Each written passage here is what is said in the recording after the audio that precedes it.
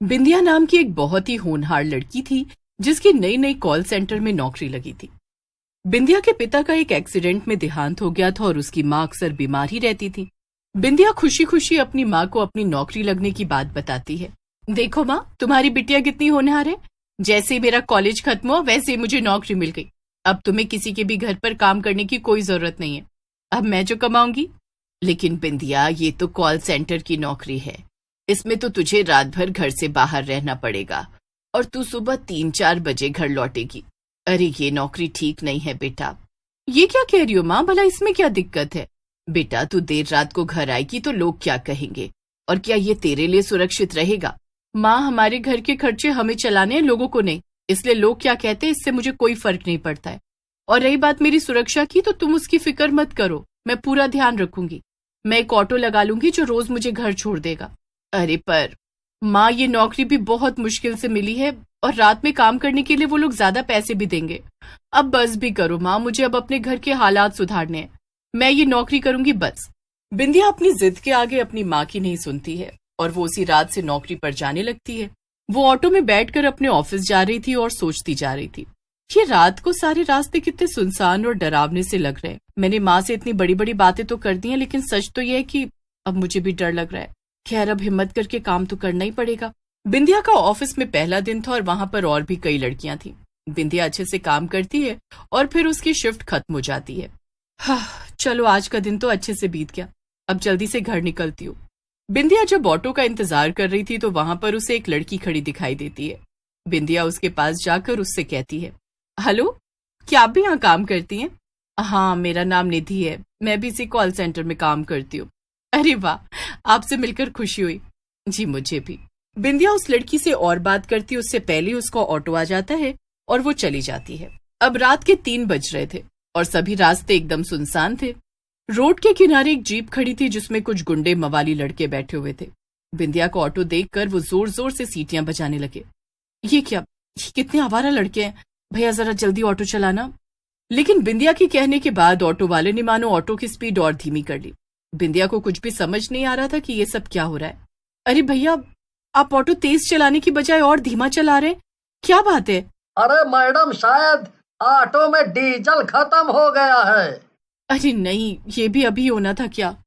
तभी वो लड़के अपनी गाड़ी से बिंदिया का पीछा करने लगते हैं। मैं अभी पुलिस को फोन करती हूँ, मुझे यहाँ कुछ ठीक नहीं लग रहा है, कहीं ये गुंडे मुझ पर हमला न करते। जैसे ही बिंदिया ने पुलिस का नाम लिया वैसे ही वो लड़के अपनी कार मोड़कर वापस चले गए। क्या?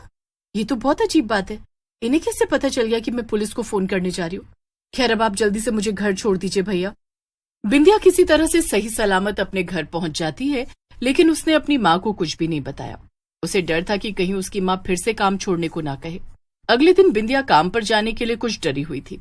जब उसका ऑटो फिर से बीच रास्ते पर पहुंचा तो उसका ध्यान अचानक से रोड के किनारे खड़ी एक लड़की पर गया।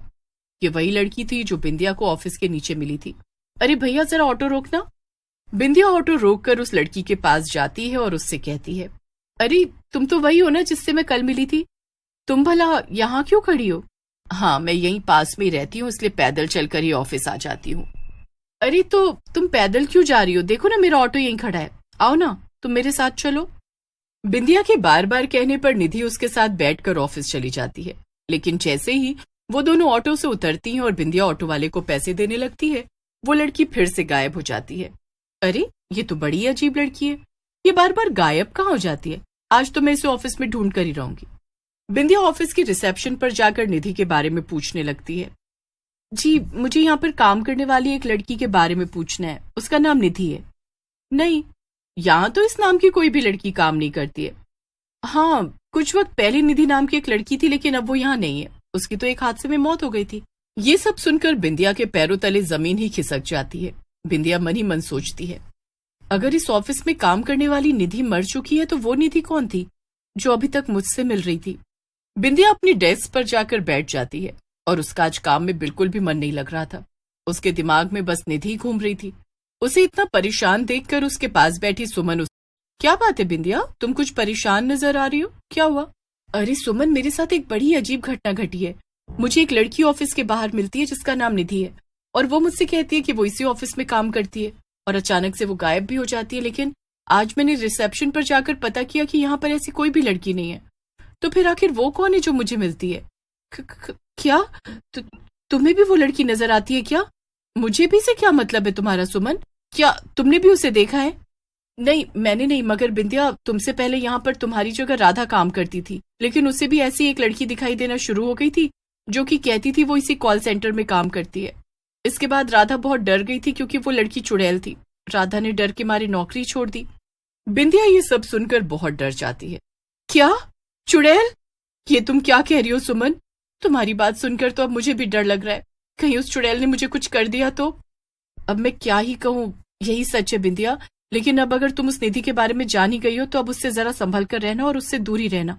इतना कहकर सुमन वहां से उठकर चली जाती है। जब ऑफिस का काम पूरा हो जाता है तो बिंदिया डरते डरते घर जाने के लिए निकलती है। उसे डर था कि कहीं उसे फिर से वो चुड़ैल ना दिख जाए। बिंदिया इधर उधर देखती हुई चली रही थी कि तभी निधि उसके सामने फिर से आ जाती है। कैसी हो बिंदिया? क्या तुम आज भी मुझे अपने ऑटो से कुछ दूर तक छोड़ दोगी?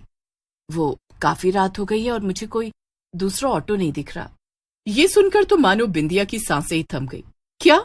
नहीं नहीं, तुम मेरे साथ नहीं चल सकती हो और तुम मुझसे दूर रहा करो। मुझे तुमसे कोई भी बात नहीं करनी। अब मैं यहाँ से जा रही हूँ और तुम दोबारा कभी मेरे सामने मत आना, बस। बिंदिया वहां से भागकर जल्दी से अपने ऑटो में बैठ गई और निधि उसे देखती रही। कुछ दूर जाने के बाद बिंदिया की जान में जान आई।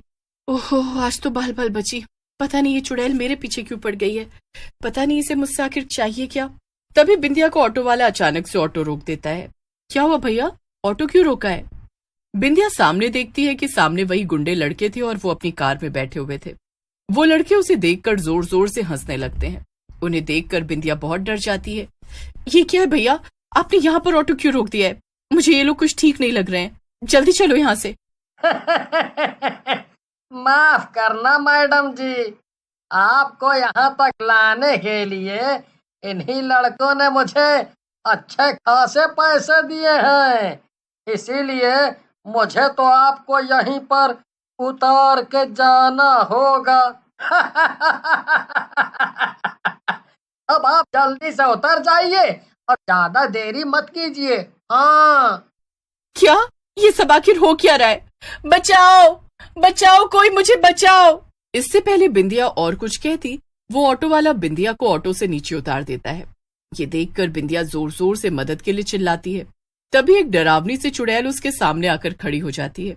बिंदिया और ऑटो वाले सहित वहां खड़े सारे लोग भी चुड़ैल को देखकर डर जाते हैं। अरे नहीं, ये तो वही कॉल सेंटर वाली चुड़ैल है, भागो यहाँ से। क्या? कॉल सेंटर वाली चुड़ैल? मतलब कि निधि? हाँ, ये मैं ही हूँ बिंदिया, तुम्हारी दोस्त निधि, और तुम्हें मुझसे डरने की बिल्कुल भी जरूरत नहीं है। मैं तुम्हें कोई नुकसान नहीं पहुंचाऊंगी। चुड़ैल देखती है कि वो लड़के और ऑटो वाला भागने की कोशिश कर रहे थे, लेकिन चुड़ैल उस ऑटो वाले के ऑटो में और उन गुंडों की कार दोनों में ही आग लगा देती है, जिससे कि वो सब अंदर ही अंदर जलकर मर जाते हैं। ये सब आखिर हो क्या रहा है यहाँ? तुमने इन सबको क्यों मारा? मैं तुम्हें सब कुछ समझाती हूँ। असल में मैं पहले उसी कॉल सेंटर में काम करती थी जहाँ अभी तुम करती हो। ये गुंडे अक्सर इसी जगह पर आकर मुझे छेड़ते थे। ये ऑटो वाला भी इन्हीं से मिला हुआ था। इन लोगों ने मिलकर बहुत सारी लड़कियों की जिंदगी बर्बाद की है। एक दिन जब इन लोगों ने मुझे भी फंसाना चाहा तब मैं यहाँ से भाग निकली, लेकिन इन्होंने मेरा पीछा किया और जानबूझकर मुझे टक्कर मार दी ताकि मैं पुलिस में इनकी कंप्लेन न कर सकूं। इस टक्कर से मेरी जान चली गई और मैं यहीं भटकने लगी। क्या? ये तुम क्या कह रही हो? क्या ये सच है? पर फिर तुम क्या हमेशा ऐसे ही भटकती रहोगी? हाँ, जब मेरी जान गई तब से मैंने ये ठान लिया कि मैं इन लोगों को किसी भी लड़की की जिंदगी बर्बाद नहीं करने दूंगी। इसलिए मैं कॉल सेंटर के पास ही भटकती थी और यहाँ से आने जाने वाली लड़की की रक्षा करती थी। लेकिन आज इन लोगों को मारकर मैंने ये किस्सा हमेशा के लिए खत्म कर दिया है। अब मैं आजाद हो जाऊंगी। फिर तो मैंने तुम्हें बहुत गलत समझा। तुमने तो मेरी जान बचाई है, तुम्हारा बहुत बहुत शुक्रिया। ये तो मेरा फर्ज था बिंदिया। अब तुम कभी भी काम पर जाते वक्त डरना मत और अपना ध्यान रखना। इसके बाद चुड़ैल गायब हो गई और बिंदिया भी आराम से अपनी नौकरी बिना किसी के